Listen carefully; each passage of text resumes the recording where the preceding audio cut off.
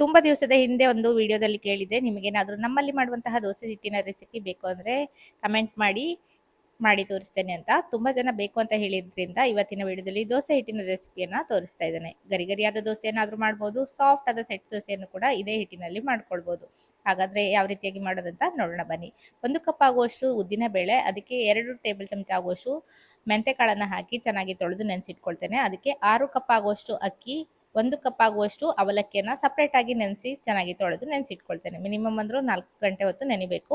ಚೆನ್ನಾಗಿ ನೆನೆದಾದ ನಂತರ ಉದ್ದಿನ ಬೇಳೆಯನ್ನು ಗ್ರೈಂಡ್ರಲ್ಲಿ ಹಾಕಿ ನುಣ್ಣಗೆ ರುಬ್ಬಿ ತೆಕ್ಕೊಳ್ತೇನೆ. ಸಪ್ರೇಟ್ ಆಗಿ ರುಬ್ಕೊಳ್ಳೋದು ಅಕ್ಕಿ ಹಾಗೆ ಉದ್ದಿನ ಬೇಳೆಯನ್ನು. ನಂತರ ಎರಡನ್ನು ಚೆನ್ನಾಗಿ ಮಿಕ್ಸ್ ಮಾಡ್ಕೊಳ್ಳೋದು. ಅಕ್ಕಿ ಹಿಟ್ಟು ಚೆನ್ನಾಗಿ ಸ್ಮೂತ್ ಆಗುವ ತನಕ ರುಬ್ಕೊಳ್ಬೇಕು. ಎರಡನ್ನ ಒಟ್ಟು ಸೇರಿಸಿ ತೆಗೆದಿಟ್ಕೊಳ್ತಾ ಇದ್ದೇನೆ. ಬೇಕಾದಷ್ಟು ಹಿಟ್ಟನ್ನು ಹುಳಿ ಬರಿಸಲಿಕ್ಕೆ ಇಟ್ಟು ಮರುದಿವಸ ಬೆಳಿಗ್ಗೆ ಉಪ್ಪನ್ನು ಸೇರಿಸ್ಕೊಂಡು ಇದನ್ನು ಚೆನ್ನಾಗಿ ಮಿಕ್ಸ್ ಮಾಡಿ ಕಾದಿರುವ ದೋಸೆ ಕಲ್ಲಿನ ಮೇಲೆ ಹಾಕಿ ಚೆನ್ನಾಗಿ ಹೊಂಬಣ್ಣ ಬರುವ ತನಕ ಕಾಸ್ಕೊಂಡ್ರೆ ಗರಿಗರಿಯಾದ ದೋಸೆ ಆಗ್ತದೆ. ತೆಳ್ಳಗೆ ಹಾಕ್ಕೊಂಡಿದ್ದೇನೆ, ಇದು ತುಂಬ ಚೆನ್ನಾಗಿ ಆಗ್ತದೆ. ಅಥವಾ ಮೆತ್ತಗಿನ ದೋಸೆ ಬೇಕು ಅಂದರೆ ದಪ್ಪವಾಗಿ ಹಾಕ್ಕೊಂಡ್ರೆ ಸ್ಮೂತ್ ಆದ ದೋಸೆ ಆಗ್ತದೆ. ಇದಕ್ಕೆ ಮೇಲ್ಗಡೆಯಿಂದ ತುಪ್ಪ ಹಾಕಿದರೆ ಉಂಟಲ್ಲ, ತುಂಬನೇ ಸೂಪರ್ ಆಗಿ ಆಗ್ತದೆ. ಖಂಡಿತ ಟ್ರೈ ಮಾಡಿ ನೋಡಿ. ಇಷ್ಟ ಆದರೆ ವಿಡಿಯೋಗೆ ಲೈಕ್ ಮಾಡಿ, ಹಾಗೆ ಚಾನಲನ್ನು ಫಾಲೋ ಮಾಡೋದನ್ನು ಮರಿಬೇಡಿ. ಮತ್ತೊಂದು ರೆಸಿಪಿಯಲ್ಲಿ ಸಿಗ್ತೇನೆ. ನಮಸ್ಕಾರ.